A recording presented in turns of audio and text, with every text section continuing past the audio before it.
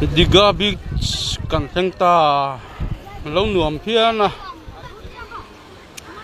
vai ho man tak tak an lo om treu mai he le pekina zau nuam khop mai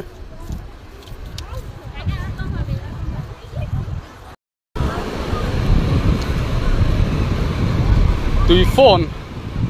an in len tir ve he sa gan lak sakangai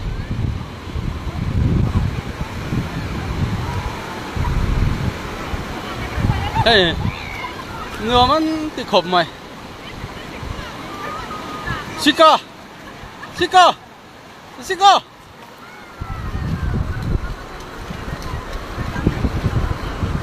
Đói chi nuam về à bây giờ phone đủ to lâu về ấy cắt lâu á cả ở phone lên đó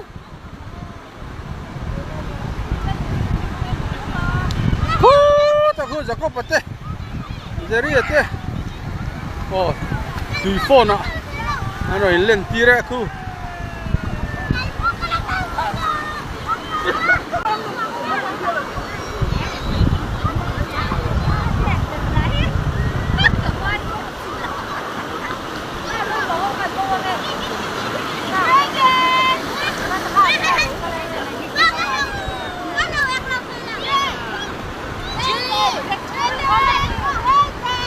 anh tâm về khóc mày hay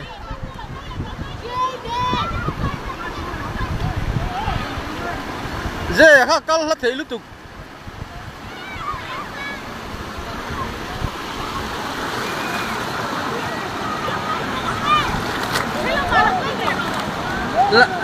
con này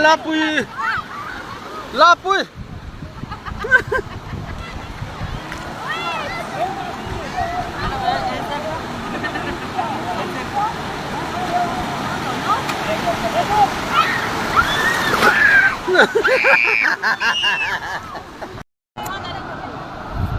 tùy chim chin hi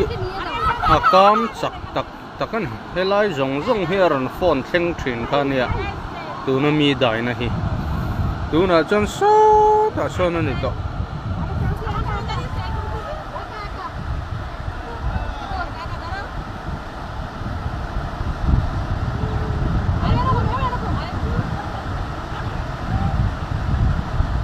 hay nu berpo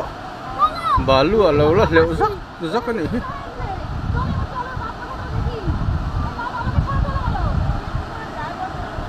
tui na ron chim phato lo tui chim chin hi niam chak tak ani he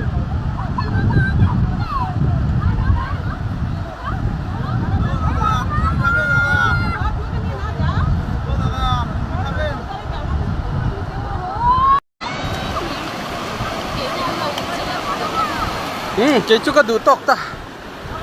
nắng tệ